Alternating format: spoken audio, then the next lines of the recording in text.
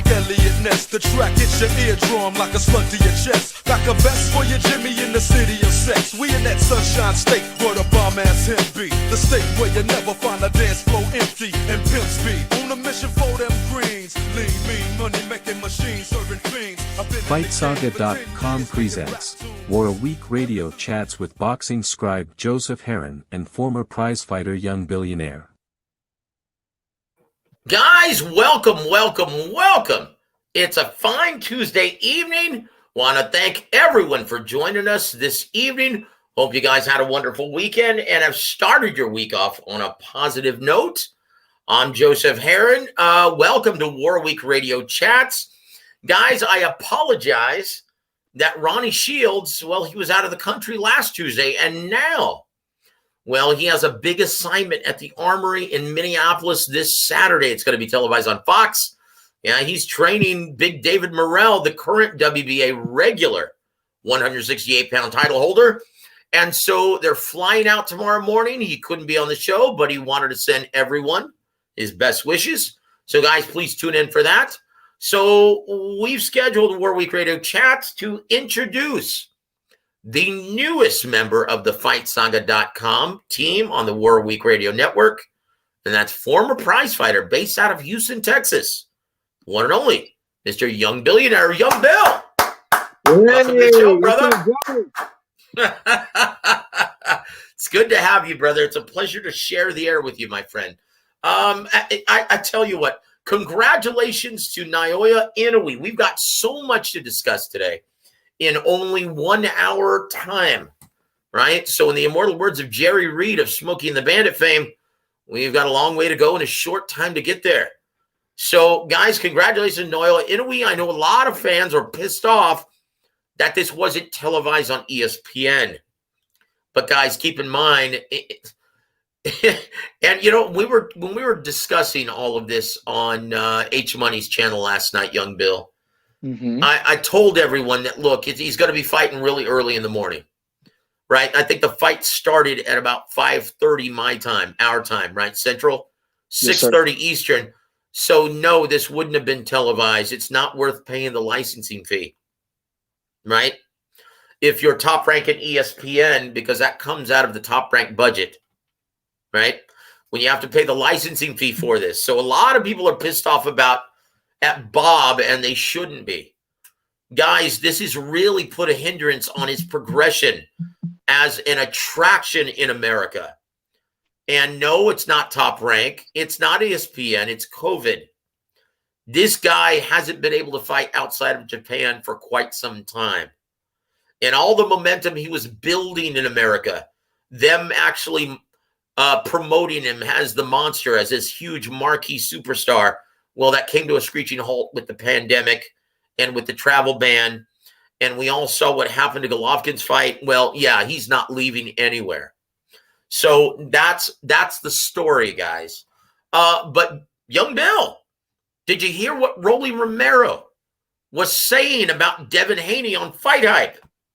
Yes, I did. And he also, one of the things that stood out to me, besides calling him the weak link, and also saying that he's not, he said that he's aggressive, but he has no chin and he has no power. He said any puncher that you face that's disciplined can knock Devin Haney out.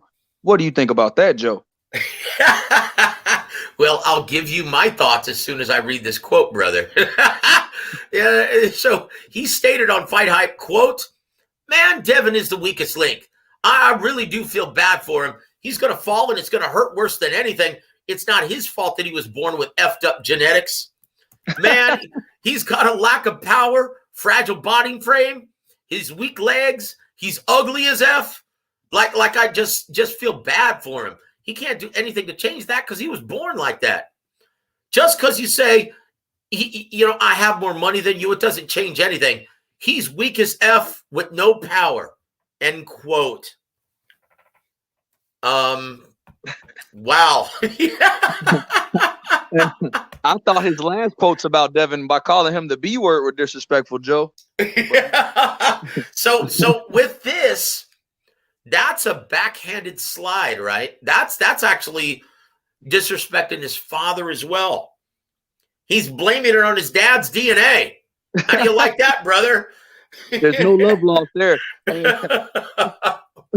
And then he said, he commented on Devin Haney and said he's sure Tank is fighting him next.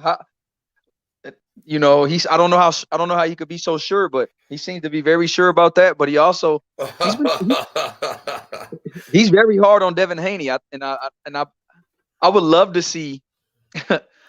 He's making me actually want to see him versus Devin fight more so than him versus the Tank fight. Oh boy, I tell you what, and I stated this on the show when this fight was first announced: Rolly Romero versus Gervonta Davis. Yeah. As idiotic as both guys sounded during their initial press conference kicking off the event, they should have called the event Dumb and Dumber, because they both sound like a bunch of buffoons whenever they're on the mic. I will say this: Gervonta Davis has indeed matured outside and inside of the ring, I think, and he's going to have to go to court for 15 counts of hit and run, right? Right. In March. And I think that really was a wake-up call for him. Like, he understands that just one bad decision can derail everything that you built up in your life. And it's not worth it, right? So I think he's matured, and he sounds more mature when you listen to him in his interviews. I don't know who his publicist is, but I'm sure he's been coaching him. That's what I used to do when I was doing publicity work, right? But I will say this, young Bill. Rolly Romero needs to learn how to fight before casting aspersions on anyone about any fighter. He can't fight. I mean, when you look, he's got power, but I'm sorry, like an amateur or like a female tennis pro, he tips off every single time he punches. He sounds like a damn chihuahua when he throws a punch. I'm sorry, man. I know amateurs that are better than he is, right? He needs to learn how to fight. Last time I checked, Jackson Mariñez gave him a boxing lesson. If that guy can give you a boxing lesson, brother, it's time to go back to the drawing board and to shut your damn mouth. Quit casting aspersions on any other fighter, especially someone as skilled as Devin Haney. He needs to just shut the hell up. Your thoughts on this, brother? Well, any guy that wears a mink outside in LA, a shirtless mink.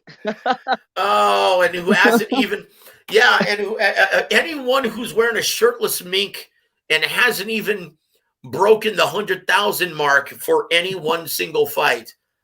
You know what? Just stop it, dude. Just stop it. Dude, you're still shopping at TG&Y and Big Lots and Dollar General. So shut the hell up, man. Just shut up. With that said, I want to give a shout out to my brother, Big Luke. Thank you for joining us, sir. Always a pleasure, my friend. You know what, dude? Yeah, Rolly Romero, I think you can tell, right? Not very high on this kid. Right? Yeah, and you know what, Joe? The thing about Rolly is he has a special place for relevancy. He knows how to attach his name to whoever had a good weekend. Also, him being so cool with Teofimo. You know, he was kind of riding that wave when Tio was undisputed. You know, being so close to him, and always dissing Gervonta. Always dissing Devin. It ended up getting him an opportunity that, you know, he squandered, but he had an opportunity at one of the most popular guys, if not the most popular guy in the lightweight division, in Gervonta Davis. Yep.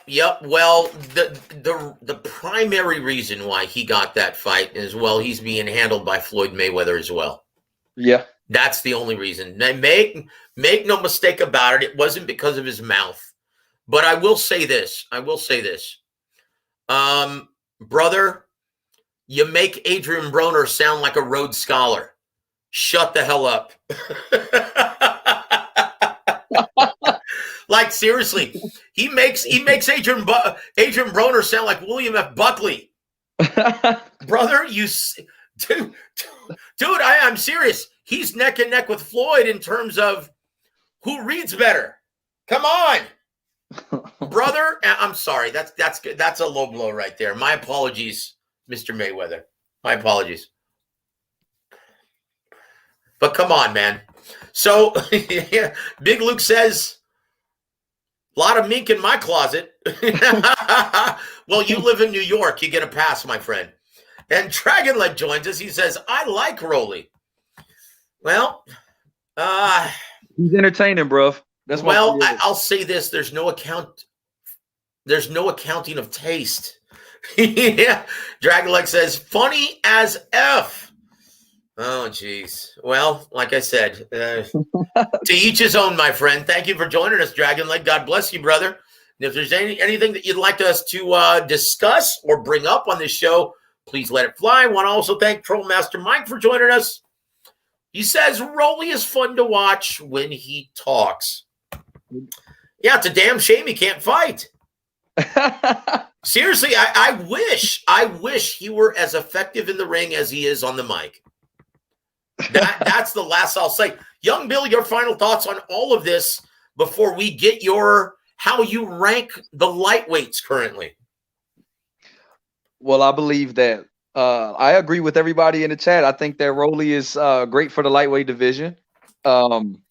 He stays relevant. Fight hype. Everybody talks. Every time Rolly mentions Devin Haney or Gervonta Davis, it goes viral. So I do think Rolly is awesome for the lightweight division. I want to see him in a proper fight. Jackson Marinas did school him. The same guy Comey knocked out. Yeah. In 5 or 6 rounds. Was it 5 rounds, Joe? Or 5 6? rounds, sir. Too physical, too big, too strong. Yep.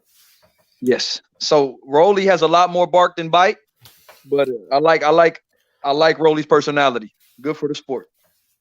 It's funny when you bring up Richard Comey, and he just fought and he just dropped a decision to Vasyl Lomachenko this past Saturday. And I really felt for Richard Comey. He's one of the nicest guys you'll ever meet in the sport, right? And, people were talking about Lomachenko and how brilliant he was this past weekend.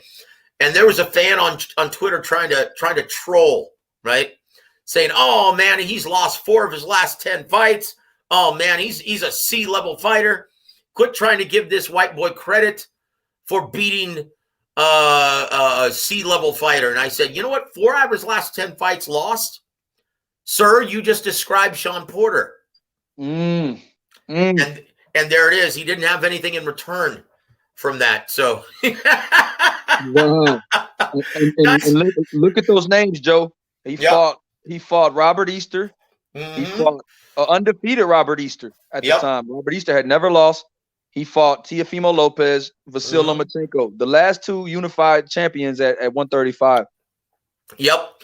Look, there's no shame in getting an L on the world-class stage, fighting elite-level opposition. When are fans going to get rid of that ideology, that mentality? Guys, there's no shame in losing.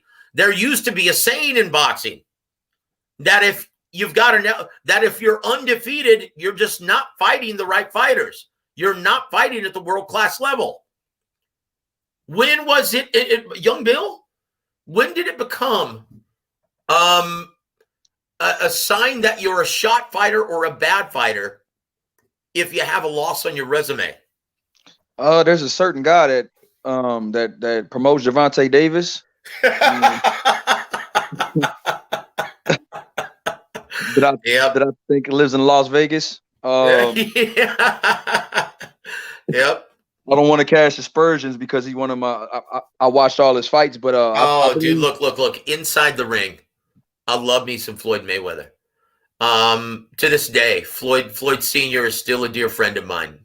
We talk every once in a while. Yeah. Love Mickey Bay also. He's a guy who's tight with Floyd Mayweather as well. I used to do publicist work for Mickey Bay Jr. Okay. And once again, I love me some Floyd in the ring, but outside of the ring, he's a damn buffoon. I'm sorry, dude. Jeez. You know what? Jeez. He created so many negative trends for the health of the sport that we'll get into on some other time. Maybe after a couple shots, maybe after the show later on this evening on H Money's channel. Maybe we'll get into all that. But right now, we've got to keep this train rolling. Dragon Leg states, before you give your prediction, Loma is number 1. Yeah, well, we'll see what young Bill thinks in a second. Big Luke, he says, I was pissed that Lomachenko essentially took the 8th round off. Yes. We'll talk all about that as well. And we want to thank Steele for always supporting the show. Young Bill, my guy, salute. Yes. Steele. Tell you what, young Bill is a very, very positive addition to the WAWR Week Radio Network. And I'm really excited about what the future holds for all of us here on WAWR Week Radio Network. And I want to thank everyone for hanging in there with us and supporting the show all year round. But young Bill, how do you rate the lightweight, sir? 1 through 5, sir. I have Loma 1, Gervonta.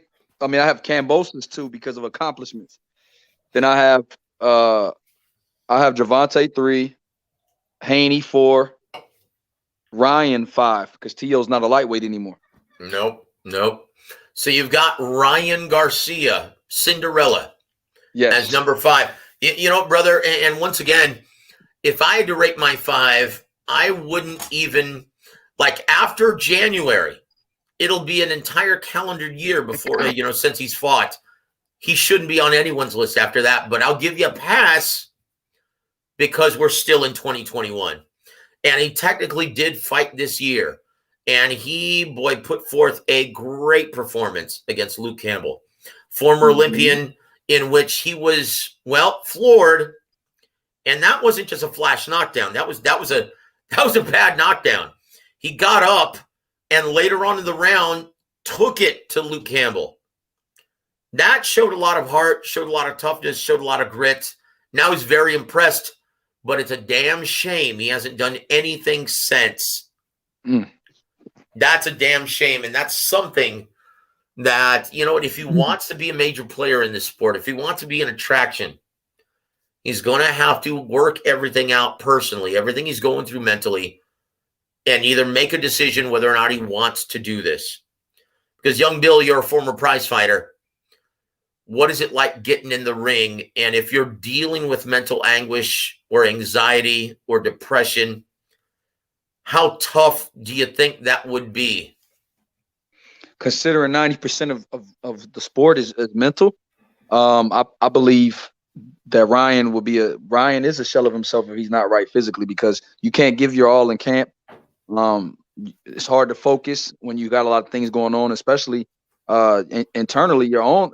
And this is something that can mess with your mental toughness. Also, your performance in boxing is something you can't play. So if you're not 100%, you shouldn't get in that ring mentally. Boy, indeed. Very well said, brother. Very well said. So, you know what? We can laugh about Ryan Garcia being Cinderella, but everything that he's going through is very, very severe and very serious and very real. Anyone who has to deal with anxiety, that's very real. It's been described to me as possibly you feel like your head is just hovering above water and you're about to drown. That's the way it's been described to me, and that's scary. So, young Bill, what were you about to say, my friend? I was just going to ask, okay, if you took your top 5 out, who would you put in place of Ryan Garcia? If let's say we have Gervonta, of course we have Loma, Cam, Bosis, we have Gervonta, Haney. Who would be your 5th guy? Would it be Esau Cruz? Would it be they have in BoxRec? They have Haney 5 and they have T.O. 4, but T.O.'s not a lightweight. And they have no. I mean, technically he's still a lightweight because he has yet to compete at 140. Right. But for all intents and purposes, after speaking with Bruce Trampler, he is no longer going to be competing at lightweight. That's out. That's impossible. So in my opinion, I would pick Esau Cruz. I told everyone before that fight with Gervonta Davis that this wasn't going to be a 2 or 3 round blowout like everyone was predicting, that he was going to give Gervonta Davis a much tougher assignment. I wasn't sure if it was going to go to the distance, but I knew it would be a lot longer than just the first half of the fight. And you know what, man? He proved to be very durable, both mentally and physically, and I can't wait to see him in the ring again. I would love to see Rolly Romero versus Isaac Cruz. Okay, I would love to see that fight. I would love to see Pitbull just shut his mouth. Right? I would love to see it. Like Rolly Romero, you were nowhere near the top 10, brother. Like, what do you have around your waist? An interim title? Come on, dude. And, dude, you didn't even win the fight to earn that. You were given a gift decision. Chingao, dude. Yeah, it pisses me off. But I'll tell you what. Young Bill, Dragon Leg poses this question. Loma versus Kambosos. What are the strengths and weaknesses? Who do you favor? Who would you predict to be the winner? And do you think that fight is happening, sir? I believe it's more likely to happen than any other fight, and that's been announced or has been thought of, like Haney versus Kambosos. I think Loma's more likely. I think Loma's more likely to travel as well. And the strengths that I see for Kambosos going into the fight will be his height, his reach, his jab, his ability to counterpunch. But his weakness is the thing that you cannot do against Loma is you cannot punch and fight at the same speed. And what I see, he has Kambosos also has a good variety in his combinations. But the thing about Loma is once he gets your timing, he figures out, and what Loma would do, the thing that hurts Kambosos is patience. When fighters are patient with Kambosos, he's not able to surprise and mix up his combinations like he did against a guy like Tio who just came in willing to fight for the knockout. So the thing about Kambosos is when you fight a master boxer like Loma and you fight at one speed, even if you are extremely fast, how did that work out for guys like Amir Khan who are extremely fast but fight at the same speed? When you fight a master boxer and a master counter puncher like Lomachenko, he will start timing you and take away your speed and make you fight his fight. And that's something that is going to happen in that fight if they were to fight, because Kambosos is not shown in any of his fights to be an ability to change his speed. I will say this, and you're basing your assessment, it seems, now I may be wrong, but it seems that you're basing this assessment off his last fight. What he showed me in his last fight is that George Kambosos is a much more versatile fighter than we all took him for. Because against Mickey Bay Jr., against Lee Selby, he was the effective aggressor who applied hard pressure from start to finish. There's no doubt in my mind that he would adopt that strategy once again when faced with the assignment of Vasyl Lomachenko. And that would give him, and once again, he collapses the pocket using that stutter step like Ricky Hatton Jr. It's a lot more intelligent working behind that jab as well. It's a lot more intelligent than just coming right in, right? I think it's a very interesting fight. But Lomachenko, pick your poison. How do you want to lose? Like, and the scary thing about facing a guy like Vasyl Lomachenko is he learns from his mistakes. He learns from his shortcomings in the ring. This is a guy who is now a more physical. He didn't like the physicality of Teofimo Lopez's fight, right? Right. He learned from that. You saw against Richard Comey, who adopted that same ideology, trying to make it a rough, grueling physical fight on the inside. Well, Lomachenko handled it extremely well. In his last two assignments, being a more physical fighter underneath. That's a scary prospect, right? In my opinion, Lomachenko is still the class at 135 pounds, and it's only a matter of time before he gets the opportunity to prove it. But let me tell you, and you just said you think there's a greater probability that Lomachenko gets the fight with George Kambosos in 2022 in front of everyone else. And I agree with that. But guess who doesn't agree with this? Eddie Hearn. Let me read you his latest comments. Oh, boy. Get ready for this, young Bill.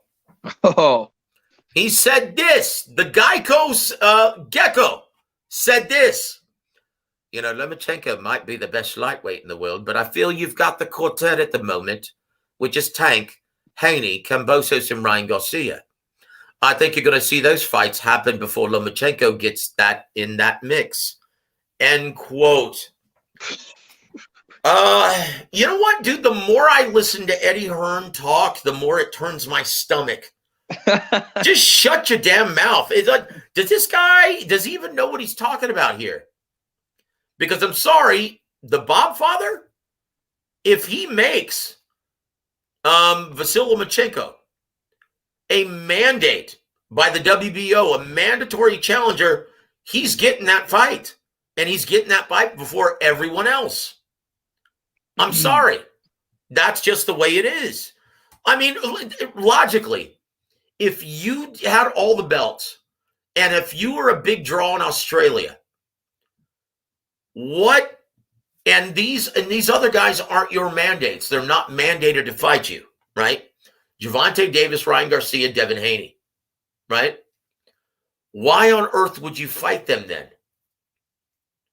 If you already have all the titles, why would you fight them? None of those guys are your mandatories. Why would you fight them? Young Bill, your thoughts? I wouldn't fight him. I wouldn't fight any of them. I mean, like you said, he's the face of the division now. He hasn't. I would do a victory tour if I was Kambosos. If I was advising Kambosos, I would do a victory tour. I know that's not what fans want to hear, but you have to look at it in that perspective. He's been a road warrior. You know, now he vanquished Teofimo, got the belts. He's the man of the division. Why not have a homecoming fight? I agree with you, Joe. Yep. And guys, don't be shocked if he goes that route. Has a homecoming against Francisco Vargas in the first or second quarter of the year, and then fights one of his mandatories. Obviously, a big money fight in the States as well as in Australia against Vasyl Lomachenko.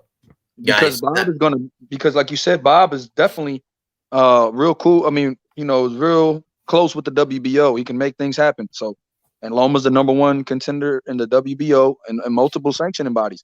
So I do believe they can force that fight and make Kambosos fight Loma before these other guys.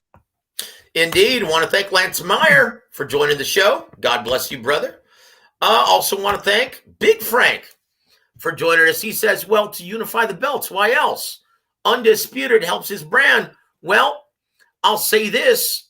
Undisputed is actually disputed. Young Bill, do you believe George Kambosos is undisputed or not? I believe it. I believe he's undisputed. You know what? And this is not a strong case for Devin Haney and his fans, right? Because if you ask Mauricio Suleiman, the president of WBC, he even states that George Kambosos is currently the undisputed lightweight champion of the world. So I don't know what leg Devin Haney and his fans have to stand on, but their claim for undisputed is justifiably disputed. And that's all I'll say. And him being not a big ticket seller. Now, once again, right? If Devin Haney were really a title holder, right? I mean, and this is one thing that doesn't help his cause. He cannot be mandated by the WBC to face George Kambosos Jr. You cannot mandate, according to their bylaws, you cannot mandate a franchise WBC champion with the current WBC title holder, whatever the hell that means. Right? So Frank says there is a dispute no matter what you think of the Haney belt. Well, I'll say this. In terms of economics, unless he humbles himself and actually gives George Kambosos Jr. the big lion's share of any proposed purse for that matchup, he's not getting that title. There's a reason why Gervonta Davis will not fight that guy. There's a reason why Top Rank is not willing to make any of those fights with Devin Haney, because he asked for too much damn money. And it's not his fault, right? Matchroom has been paying him inflated purses. They've been paying most of their stars inflated purses just to attract talent. But that's not what his realistic market value is currently. So that's going to be a big problem in trying to get any prize fights from this point forward in the 135-pound division. And I feel bad for the kid he's done nothing wrong, right? He's done his job and he's performed in the ring. Unfortunately, yeah, he's grown accustomed to making $3 million rock per fight. So, young Bill, realistically, how much do you think he's going to expect to make a fight happen with the lineal 135-pound champion of the world? And fight in Australia to travel? Yep. For the undisputed fight? Yep. Over 5 million. I rest my case. 5 million or more? What do you think? What do you think, Joe? That's being nice. Because he made 3.5 for Linares, and he made 3.5 in his last fight. So what do you think he would ask for in a lineal unification? I mean, undisputed fight to travel to Australia? He'll expect between $5 and $7 million, and I'm sorry, he's living in fantasy land. He's living in fantasy land. There's no way in hell, unless they have unicorns in Australia, he's not getting that kind of purse. That's it. So Frank says, I'll bet you Kambosos will fight Haney. Really? How much, brother? Yeah. No, I'm just joshing. I don't gamble, Frank. It's look, there until it actually happens, right? There are no right or wrong answers, and we state that all the time on the show. But I will say this. My experience and with my track record, we're very seldom wrong on this show, right? But thank you for listening in, Frank. We always value your opinion on the show, brother. Keep letting it fly. Dragon Lake says, Bill, what do you think of Dimitri Bivol's performance? You think he outboxes Zurdo Ramirez? That is a perfect segue into our main topic because, guys, wow, we're embarking now. And once again, Dimitri Bivol just fought this past Saturday in Russia, getting a decision against a very tough gentleman, right? Guy who could seemingly take all of his smoke, and he went the distance, although Bivol did beat him decisively. And now this weekend, we've got the return on Friday, December 17th, the return of Artur Beterbiev, and on Saturday night on DAZN, the return of Gilberto Zurdo Ramirez. So, young Bill, and also don't forget, guys, the WBO title holder at 175, Joe Smith Jr., is fighting on January 15th. So why haven't we seen any of these guys lock horns yet, young Bill? There's this guy. He lives in Canada. He's a monster. If you go check his workouts out, the one that retired Vosdick, there's a certain guy they're waiting to get old, and I think his last name starts with a B, but it's not Bivol. It's Beterbiev. He's fighting this weekend, and he's the boogeyman in that division. And these guys are not moving up. These guys don't want to fight. They'd rather fight anybody else but this guy. And so they're waiting on him to get old, waiting on him to show some chinks in the armor. And I think if he shows any mortality, I think they'll start mixing it up in the light heavyweight division. You know what? If I were Bivol's handlers, I might have the idea. And once again, you can't expect or ask a fighter to carry his opponent like Vasyl Lomachenko clearly did in the back half of that fight this past Saturday. Right. But if I want to get Beterbiev some of those big fights, you might want to think of having him carry a guy like Marcus Brown for 12 rounds. Just have a nice, easy sparring session with 10-ounce gloves and no headgear. What are your thoughts on that, brother? to show any type of chink in the armor. So if Marcus Brown makes it 12 with Beterbiev, you think the writers will say, "Oh, Beterbiev lost a step. Marcus Brown went 12." That's it. Honestly, I don't see any other way in him landing any of those big fights. Not against Joe Smith Jr. Okay, and I told you this a long time off air, right? If you ask Joe DeGuardia, well, they're not in all that much hurry to put that fight together, regardless of what Bob Arum and ESPN want, right? And it's a damn shame. They're both fighting for top rank, damn it. I remember Bob Arum said if Joe Smith beat Vlasov and Beterbiev was successful against Dienis, Yep. his last opponent, Yep. they said that they were supposed to make a unification next. And now we have Callum Johnson, Joe Smith, and Beterbiev against Marcus Brown. I wonder why that hasn't happened yet. Well, anyway, I gave you the insider information there, brother. and Joe, a side note to my man Bival's, my boy Dragon Leg, to answer his question. I thought Bival is he has beautiful technical ability. He's a tactician. Yep. A beautiful 1-2. Beautiful inside out. Has awesome footwork. But you could tell Bivol is a well-schooled boxer. But he's only had 2 fights since October of 2019. And he's not, and you know what? As good as he looked, Dragon Leg, to me, he's not improving. Yeah, I mean, look, he looks like a 175-pound version of Vladimir Klitschko at times, right? He's got speed, power, that beautiful jab, which is like some fighter's right hand. He's got it all except for the ability to fight on the inside. He's a donut fighter. And none of that has improved since he first made his splash on HBO, right? None of that has improved. Judging by his last 2 performances, young Bill, how does he fare against any of the other 3 champions? Or I'm sorry, any of the other 3 fighters that we just mentioned in this possible 4-man tourney?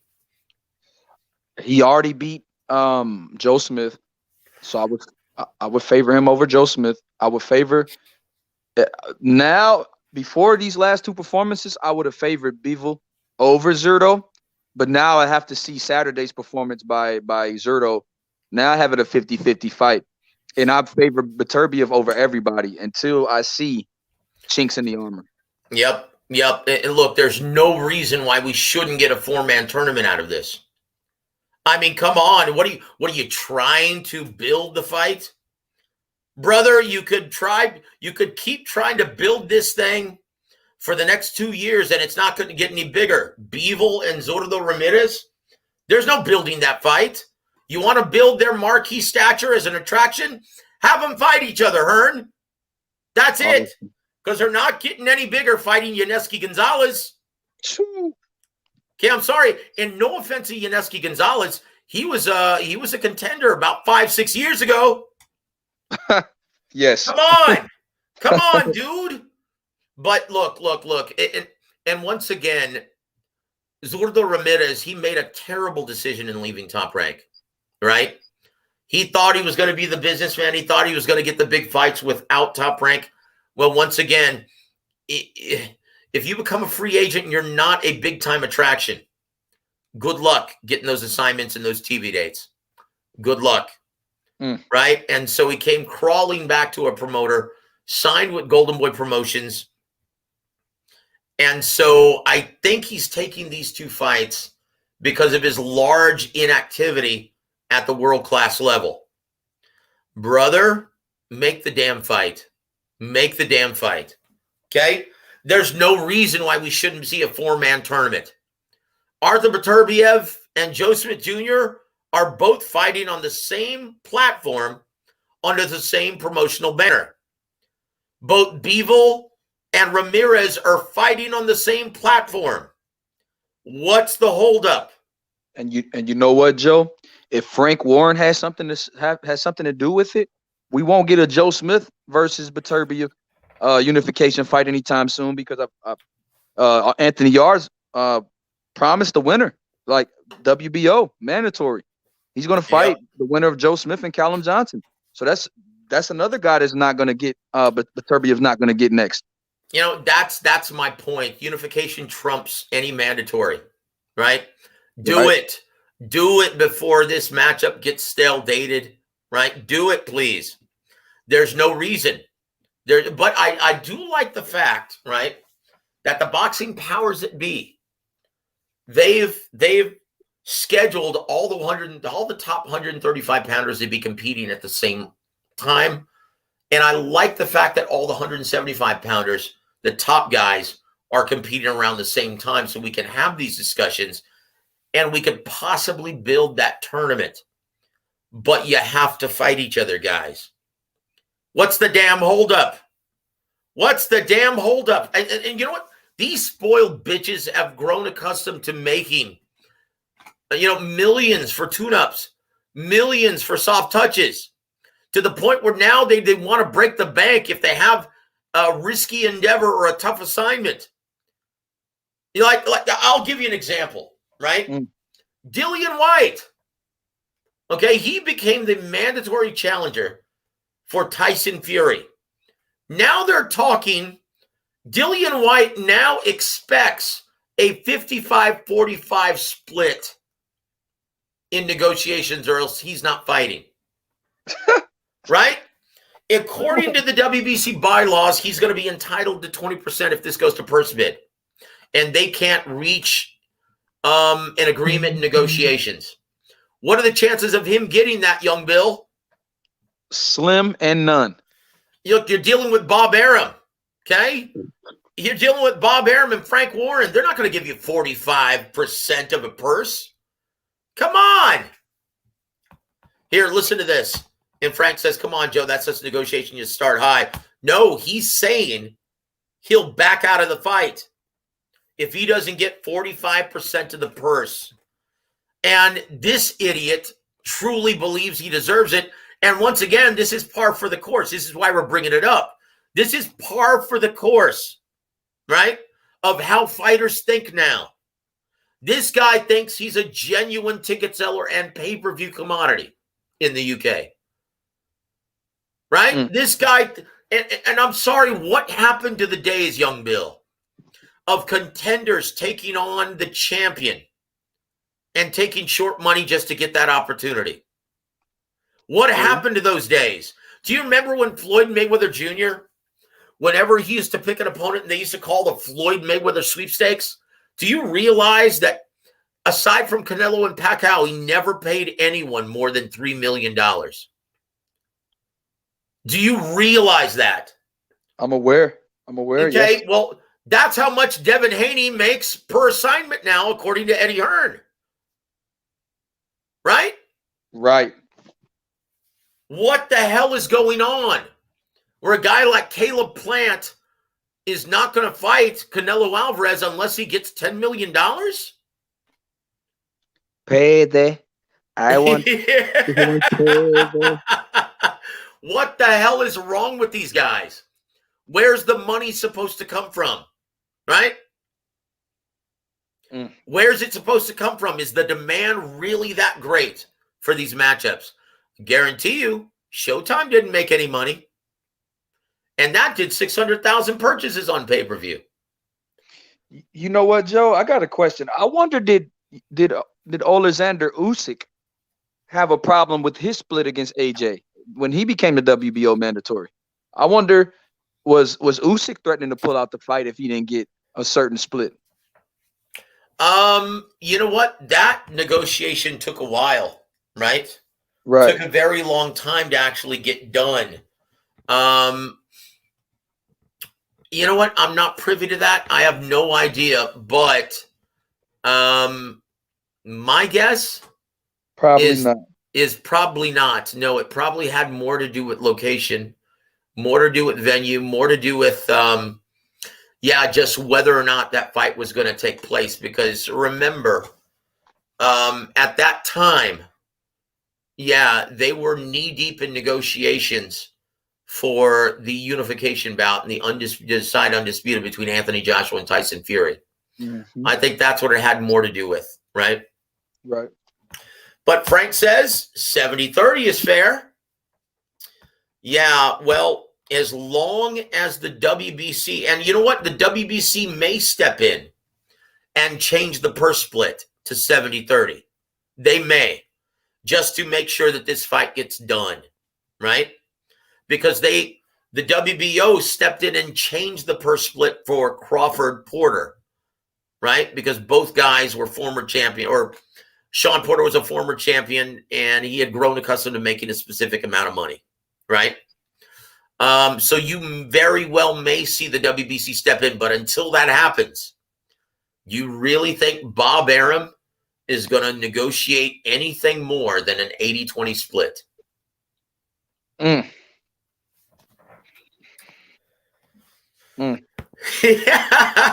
Speaking of pay-per-view commodities, let's shift gears, guys. Let's talk about the recent figures that have been, well, spiraling online, and they range anywhere from 50,000 purchases to about 90,000 purchases, right? And I'm talking about the recent flop, Gervonta Davis versus Isaac Cruz on pay-per-view that happened a couple weeks ago. Guys, it's been rumored that, yes, it just not only flopped, it fizzled. It was a complete disaster. Now, once again, they did very well at the live gate, putting in over 15,500 at the Staples Center. But you know what? We stated as much leading up to the fight, that it's a bad idea to go head to head with, well, Sunday Night Football. And it was a good matchup between the Chiefs and the Broncos, a divisional rivalry, right? Yes, sir. So do you believe it? Do you believe it? Because once again, Leonard Ellerbe understands, and he's heard this rumor. He hasn't refuted a damn thing. Steven Espinosa hasn't put out any numbers. It's hard not to believe these rumors. And once again, my guy in the business, Rick Glazer, said it was as low as 50,000, right? Woo. Matchmaker and manager, right? Rick Glazer. He's been a veteran in the business, and he knows a lot of people as well. And my guy, the guy who gives me my numbers, the guy who told me that the Charlo twin bill only did 67,000, right? And I confirmed it with Ronnie. He was right on the money. He told me it was just hovering above 90,000. Either way, that's terrible when you're trying to build this guy as the next big star of boxing.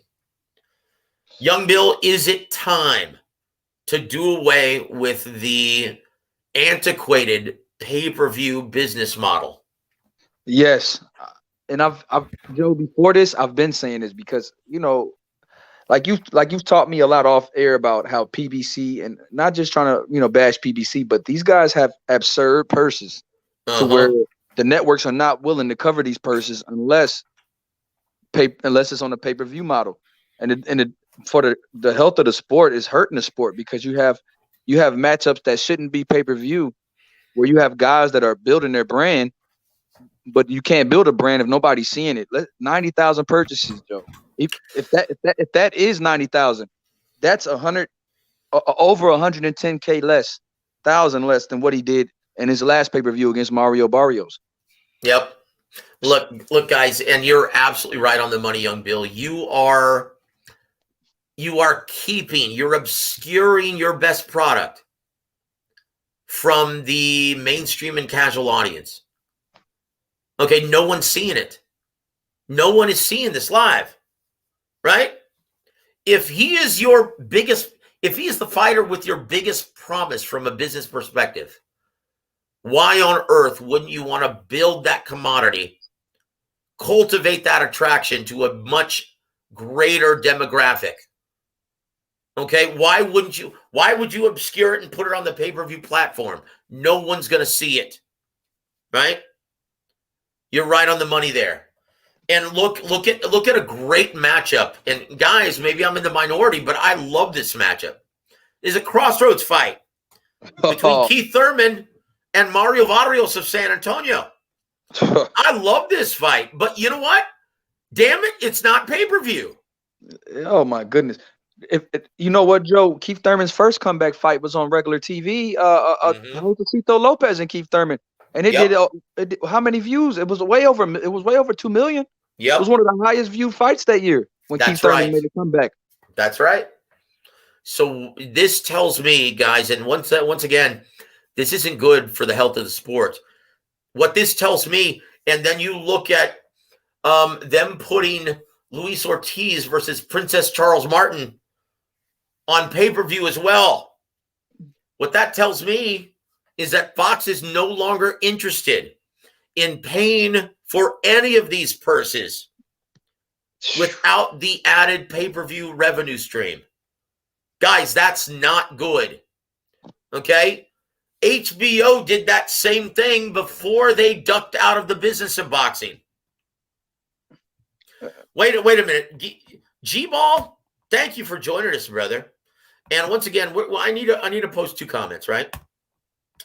G-Ball says, hopefully they put an end to all that pay-per-view BS. Yes.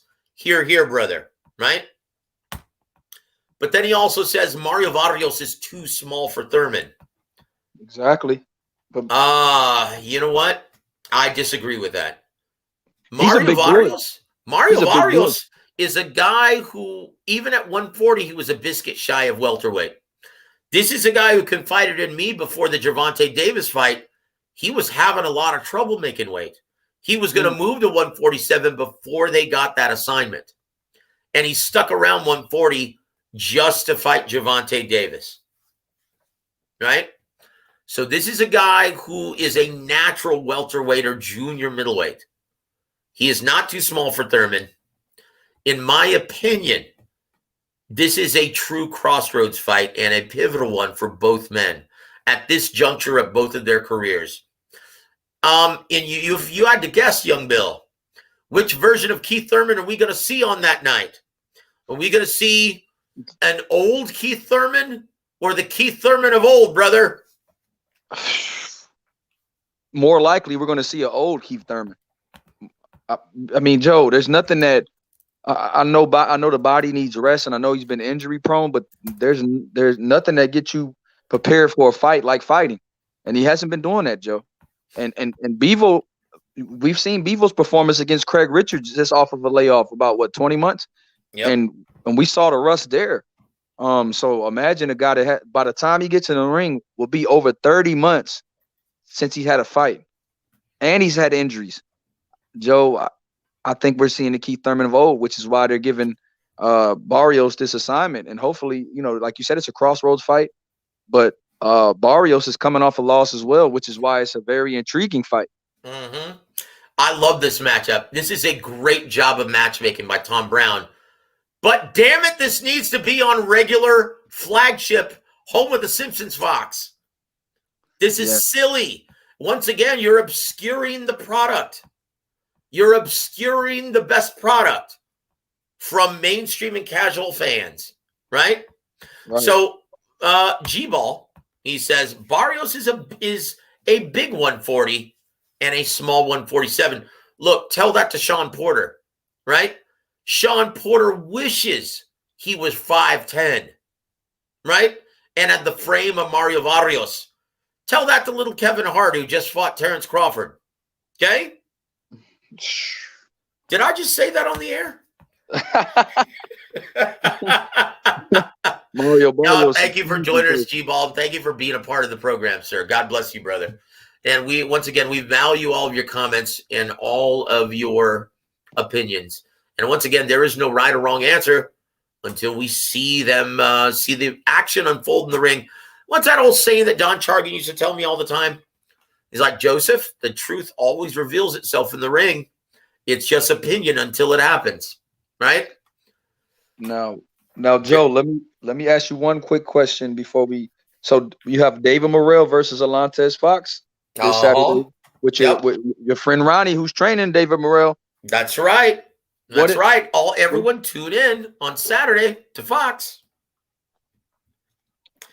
Go ahead, sir. What is your ceiling for a guy like Dave Morrell, who's was a great amateur, 78 and a half inch reach, can do it all, training with your guy Ronnie, so he's getting, he's tightening up on his 1-2, his fundamentals. And so what is the ceiling for a guy like David Morrell? Well, we need to see how long he's going to be able to compete at 168, right? Right. Oh, geez. You going to make me say it? No, he's a big 168. He's a big 168 pounder. And let's just put it this way. I don't know how much longer he's going to be able to compete at 68. So you're saying both Davids are a biscuit away from 175? David Morrell and David Benavidez? That's exactly what I'm saying, guys.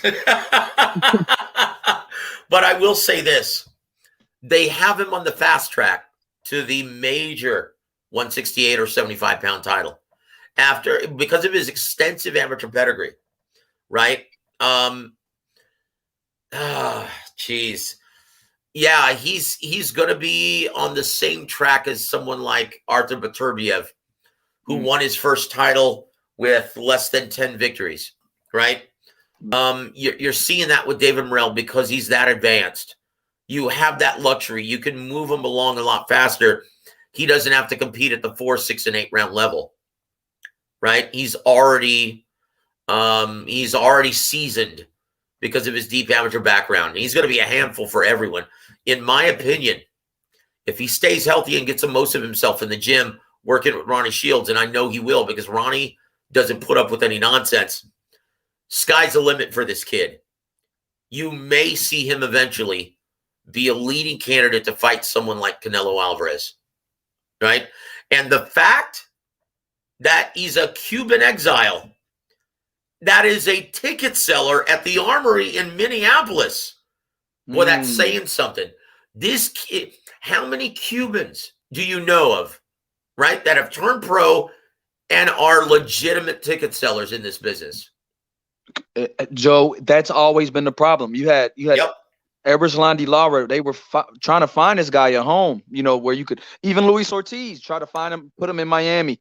Ugas, these guys, Joe, no matter where they go, it seems no matter how great they've been, it seems like they have not had the ability to sell like this guy Morrell, and that's a wonderful thing for Morrell.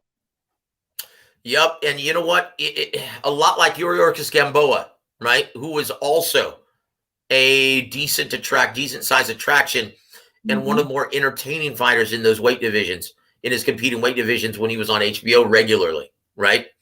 Just like him, Morrell he's a seek and destroy type fighter. He's an ambush fighter. He likes to jump in and out of range. He's not a cutie pie from mid to long range. He likes to mix it up.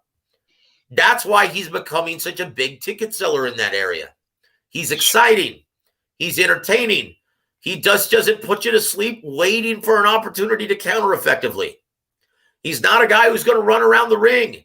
He's going to run right at you and put you on your ass. So I tell you what, congratulations to Ronnie Shields for getting that assignment. That's another feather in his cap. But let's wait and see how he looks this Saturday against the 6'4" Alantez Fox. Your prediction for these fights coming up this weekend, brother. We've got a lot of them. So let me go one by one, right? Who do you like in Artur Beterbiev versus Marcus Brown this Friday, and how does it play out, sir? I like Beterbiev round 6 knockout. Wow. I think Beterbiev, I think he's going to carry him 6 rounds. Yep. Well, yeah, it's going to give him, because of his level or period of inactivity, how inactive he's been and injury prone, right? Yeah, I think it's going to take him at least 3 or 4 rounds to find that distance against, southpaw, who likes to fight from mid to long range, likes to use the entire ring. Don't be surprised, if it goes 5 or 6. Your thoughts, and no, we're not going to ask for your prediction on Jake Paul, Tyron Woodley too. I know you were looking forward to that, but I'm sorry, it's not going to happen on my show. So from Manchester, England on DAZN, guys, Joseph Parker versus Derek Chisora in a rematch that no one asked for except Derek Chisora. So what is your prediction on this fight, brother? How does it play out? Joseph Parker by UD. I think it's going to be similar to the first fight, but I think Joseph Parker is going to do a little bit better, sticking and moving. And I think he'll stand his ground a little bit more in the later rounds and still a little bit more rounds. But I did think Chisora won the first one. Yeah, you know what? Joseph Parker, he came in flat. He got knocked down in the first round. I don't think he makes that mistake again. I'm with you. I think it's a UD12 for Joseph Parker, former WBO heavyweight champion. On that same network later on in the day from San Antonio, Texas, I'm going to be there live, ringside, guys. If you're there, come and say hi. Gilberto Zurdo Ramirez versus Yaneski Gonzalez. And that's your WBA light heavyweight eliminator. That puts him in line. That puts him in line to face Arthur Beterbiev. Wow. What are your thoughts? How does it play out, sir? This one's going to be similar to the Zurdo versus Sullivan Barrera fight. Yep. I think former contenders about 5 or 6 a year ago, but shop worn and a shell of themselves. Absolutely, brother. This is a perfect. This is what you call a show me fight. This is what you call a fight that puts you on display to show your skills, and it's a least resistance type of fight that you can get. So I think Zurdo's going to knock this guy out. Gonzalez, and no offense to Gonzalez, but I don't think he sees past 5. I'm with you, brother. I'm with you. He's going to overwhelm him with volume. He's going to overwhelm him with pressure. And Yaneski Gonzalez is going to be forced to either fight or look for the exit door. And at this stage of his career, yeah, I think he elects to look for the exit door. Lie down like a dog. So next up on the calendar, once again, David Morrell versus Alantez Fox.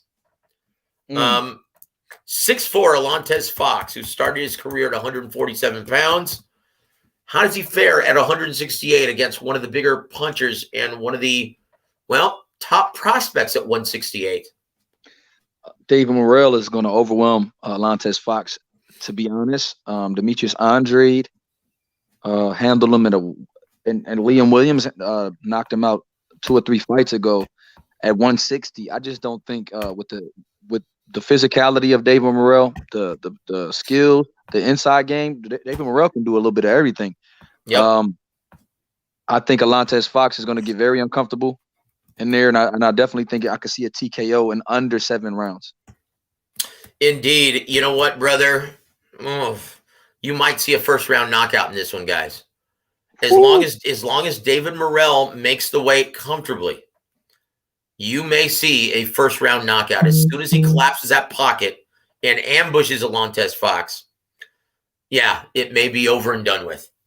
Guys, David Morrell's a special fighter. Be on the lookout for this kid, right? And under the tutelage of Ronnie Shields, expect great things. But you know what? We're running out of time, young Bill, and thank you for being on the air, brother. I look forward to very many episodes, right? Sharing the air with you, my friend. But I would be remiss if I didn't get your opinion on this. Jaron Boots Ennis was just named IBF mandatory challenger at 174 pounds to EJ's world title. He had this to say, right? He had this to say. I'm the highest in the IBF, so that's the route we're going to go. I don't care where anyone else is ranking me. We were trying to actually get the number 1 guy. He lost, so I guess they're going to make me number 1. Or I got to fight for the number 1 spot, something like that. It don't matter. Everything else is falling into place. I think Errol Spence is a great fighter, but I just feel like I'm on a whole different level. Anything he can do, I can do better. I'm bigger, faster, stronger, smarter, and I'm hungrier. I'm coming to take whatever they put on the table, and that belt is going to be on the table, so I'm coming to take it. That's what you have to do when you fight champions. You've got to take that belt. I'm not Danny Garcia. I'm not just going to respect him from mid to long range. I'm coming to take the belt, end quote. So I love it. And you know what? Go ahead, sir. He told him that to his face before. He told Errol Spence that on FaceTime. They had Yellow Beezy, his friend, Spence's friend, and this guy from Philadelphia, Gilly. They were talking, and he said, "I got my fighter. Where's yours?" And they put each other on FaceTime, and he said, "I'm better than you at everything." He told Errol Spence that to his face. He said, "I could beat you right now." Well, so Boots Ennis seems to really have that confidence, Joe, and to be great, and anybody in this boxing game has to believe they could beat anybody at any time, and that's why this ducking stuff is way more business in politics than it is these fighters that are really scared of each other. I don't buy it, Joe. You know what, brother? That's a great damn fight. That is a great fight. You know what? Sign it up, because honestly, that's a coin flip. I don't know who wins. 50-50, Joe? It's a 50-50 fight. I don't know who wins. You know what? Let me pull out my crystal ball, right? Let me see what happens in 2022, right? Let me pull it out. Okay, it's coming to me a little bit clearer. I'll tell you what happens.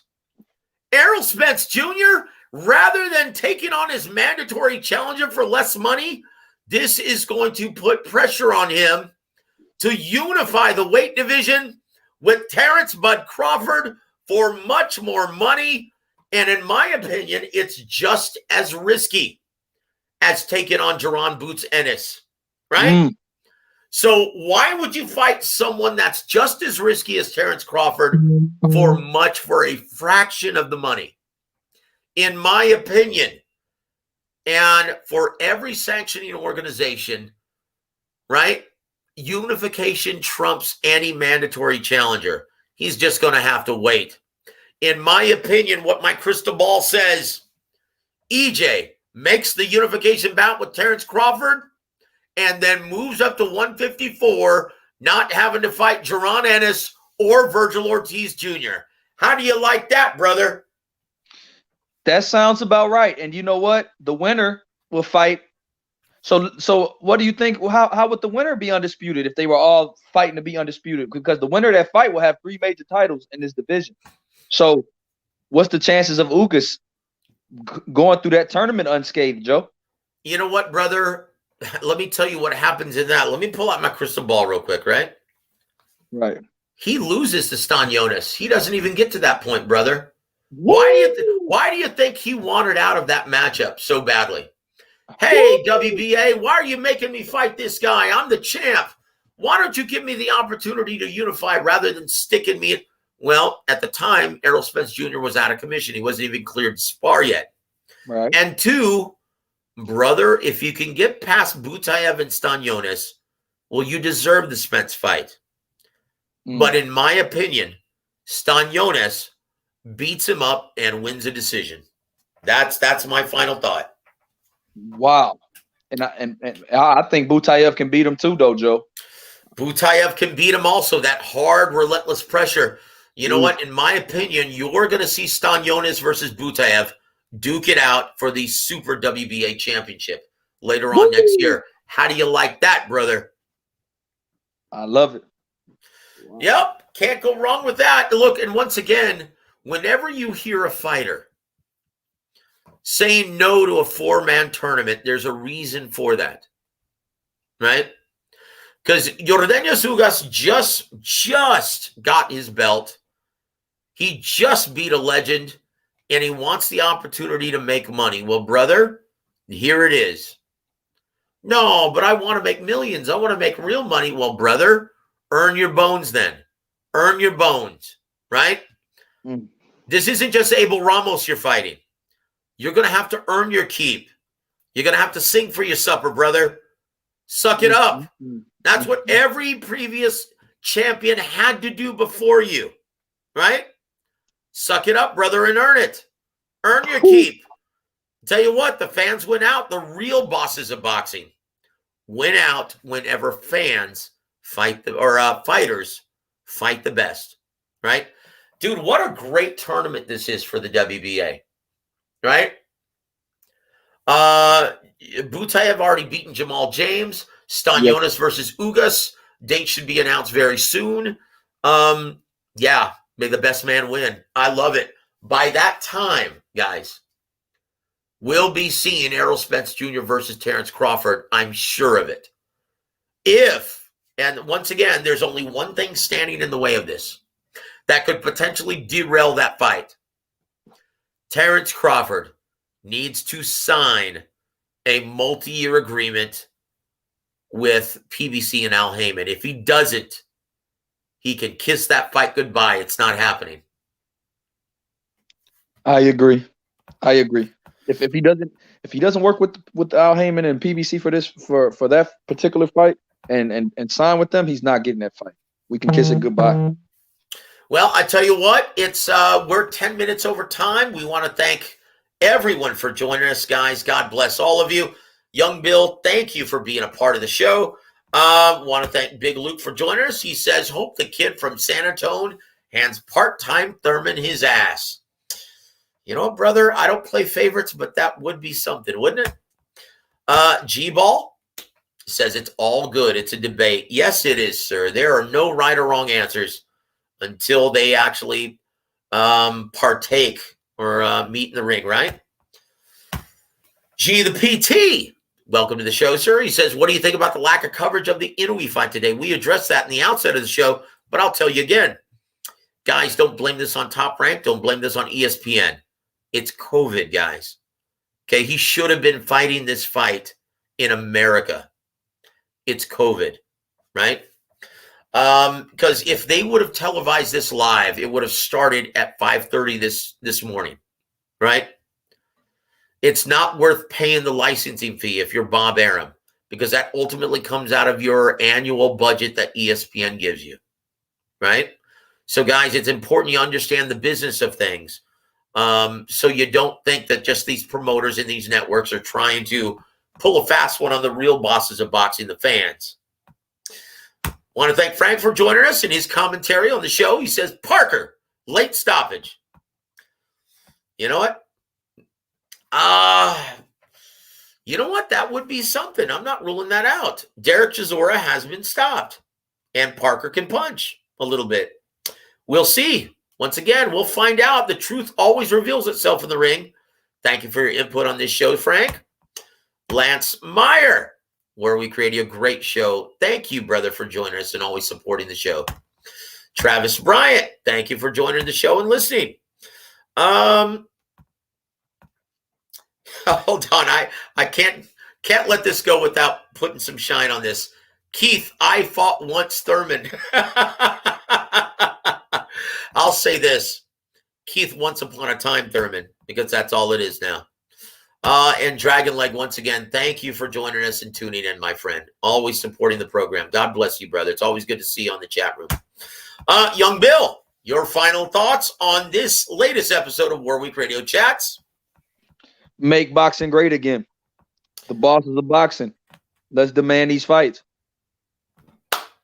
Very well said. Very well said, brother. Okay, now I'm going to give you a choice, okay? You want to close out with Tupac? You want to close out with Welcome Back, Cotter? Or do you want to close out with Little Arnold Jackson from Different Strokes? Welcome back. Let's do it. Welcome back indeed. God bless all of you guys. On behalf of former prizefighter Young Billionaire, I'm Joseph Herron. You've been listening to WAWR Week Radio Network. Have a great evening, everybody.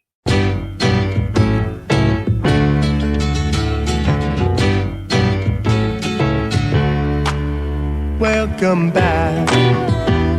Your dreams were your ticket out. Welcome back to that same old place that you laughed about. Well, the names have all changed since you hung around, but those dreams have remained and they've turned around. Who'd have thought they'd lead ya? Who'd have thought they'd lead ya? Back here where we need ya. Back here where we need ya. Yeah, we tease him a lot, 'cause we got him on the spot. Welcome back. Welcome back, welcome back, welcome back. Welcome back, welcome back, welcome back. FightSaga.com presents WAWR Week Radio Chats with boxing scribe Joseph Herron and former prizefighter Young Billionaire.